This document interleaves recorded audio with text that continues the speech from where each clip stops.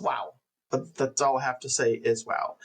So last night I got the chance to watch Superman in IMAX, and it's been several hours. I've just stayed up all night. I'm trying to get ready, prepare myself for night shift tonight. It's been several hours, and I think finally it's been long enough that I can coherently compose my feelings on this particular movie. And all I have to say is wow.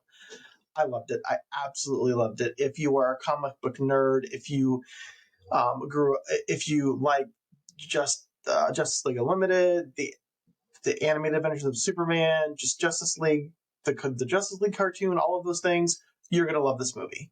Um, and I really do mean that. I was really nervous going into this particular movie because it's been so hyped up and so just something that I think that the world really needed right now. I wanted to make sure that he nailed it, and he did it. Gunn understood the assignment for me. He nailed it for me. Corn Sweat is now my Superman. Holt is my Luthor. Brosnahan is my Lois Lane. It was amazing. I really, really liked it. I'm not saying it was perfect. I think there are a few things that people are going to find fault with in this particular movie. They changed the little thing with his origin story. I'm not going to tell you about it. That's a spoiler. I'm not going to do that. But that may give some people some pause. But overall, it was really good. I really, really liked it. I laughed. I cried. I cheered at one point. What I think it does really well is let's start off by just saying that Corn Sweat is amazing as Superman. He just embodies that character with a swagger and a charm that we haven't seen since, honestly, probably Christopher Reeve. Not saying that Cavill did a bad job as Superman, but this Corn Sweat just embodies that character so fully, and he just is Superman. He's got that charm, he's got that swagger, he's got that good old down to earth Midwestern Kansas farm boy thing going on, and it's believable and you can believe it. Brosnahan as Lois Lane was also amazing. She's tough, she's resourceful, and her chemistry, the chemistry in the two of them together is fabulous. Like, I can believe that there are two people that really like each other. It's amazing. It was wonderful. I love it. And Holt.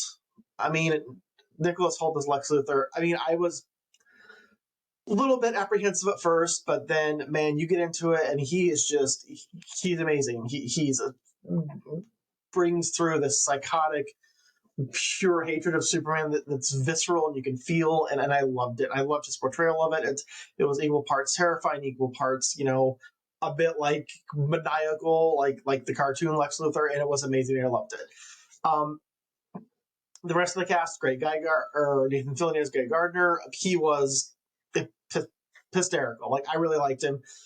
I thought they could have done a little bit more with him, but I realized that it's not a Green Lantern movie. It's a Superman movie, so there is that. Eddie Gathecki, I'm saying his name wrong. Mr. Terrific. Man, I would watch an entire movie about him. Like can we get a Mr. Terrific movie? Because I've watched an entire movie about him. He was amazing. He has one of the best action scenes in the entirety of the movie. It was awesome. He's awesome. Hot Girl was probably the only one that I was more like, meh. I mean, she had a few cool scenes, and I'm going to talk about some of the nitpicky things I have in a little bit here, some of the bad maybe things that I nitpick at. She had some cool scenes, but she just didn't really do it for me in the way that Mr. Terrific and Green Lantern did. Not saying she was bad, just didn't really hit for me there. And Crypto. Like, I know I said before that I thought having Crypto in this movie might be a bit of a miss. How is Crypto going to work in live action? He didn't. Don't care. Crypto's amazing. He's awesome. Loved it. Loved everything about him. We have a dog, and probably can't see her now, but she's laying back here.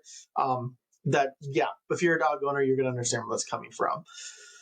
That, some of the other really good things about this movie is it didn't take itself too seriously. There are serious moments. There's moments of peril. There's moments of, seriousness going on, but it wasn't afraid to lean into the zany, campy comic book world that it came from. Like, it feels like it's ripped right from the pages of a comic book, and it was so vibrant and so stylized and so bright. Like it was so bright, and that's the one thing that I really, really. I mean, I liked everything about it, obviously, but it was so bright. I thought the CGI was amazing. The action sequences are really, really cool. There are a few parts where the CGI looks a little funky. It's not the end of the world. It didn't draw me out of it.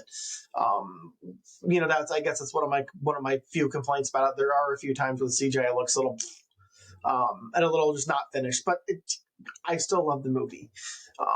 Another kind of small, tiny thing is a Hot Girl does a lot of like screeching, hawk sounding war cry type thing that to me was a little grating and didn't really love it, but that's really it. Like I think there are some I had read and I had seen that there was some question about issues and pacing and some of those other things. I didn't think it suffered from that. I thought the 2 hours and some odd minutes went by pretty quickly, but also I'm a giant fan, so maybe that was part of it. But I walked into this movie, I wanted to be entertained, I want to have a good time, and I want to feel hope. And man, I don't know how they did it, but they did it. I was entertained the entire way through. It was a roller coaster ride. It was great. It did give me a sense of hope. It is funny. There's some humor dispersed throughout of it that's more probably some gunnisms, but not over the top. And if you've read the comic books, sometimes Superman's funny. So he's got a few good one-liners, and it wasn't humor in inappropriate places that I thought. I mean, it was all very appropriate placed humor.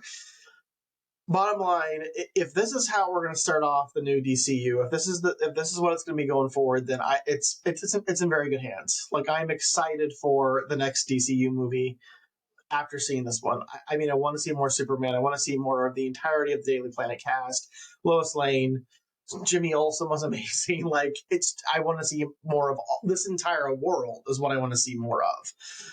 But it's not going to be for everybody. Like I think I can understand people's true gripes with some of the stuff, maybe, but there wasn't enough of the bad to override the good for me. That's the bottom line. Like I felt like there was so much more in it that I connected with and that was really cool about it, than that was like about it.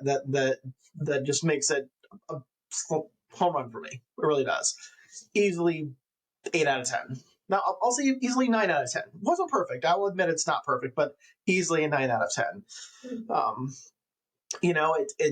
It made me feel hopeful again, and especially in this world right now, that's what we need. We need hope, and he's always stood for a symbol of hope. And somehow they made me feel hopeful again by this movie. I walked out and I was grinning like a big dumb idiot. And I know I cried a couple times. And if anyone's worried about the abuse of the John Williams theme and the score, they nailed that too. The score in this is stupendous. It's amazing. It's great. I highly encourage you to go see it. It was a really, really good film. Even if you aren't a massive comic book fan, you can still get into it. It was great. It made me believe, made me fill me with hope, and I am so excited to see where the DCU goes from here. So hope you guys have a great rest of your week. I'm going to go to bed now because I have to be up in 9 hours and go back to work. So have a great week, y'all.